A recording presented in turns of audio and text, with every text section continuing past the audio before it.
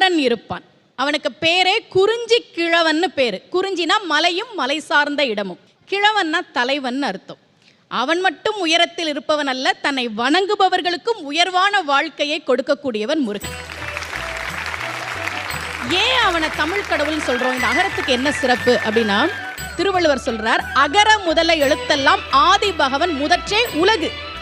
உலகத்துல உள்ள எல்லா மொழிக்கும் அகரம் முதல் எழுத்துன்னு சொல்றார். இதுல ஒரு சின்ன தப்பு இருக்க மாதிரி இல்ல?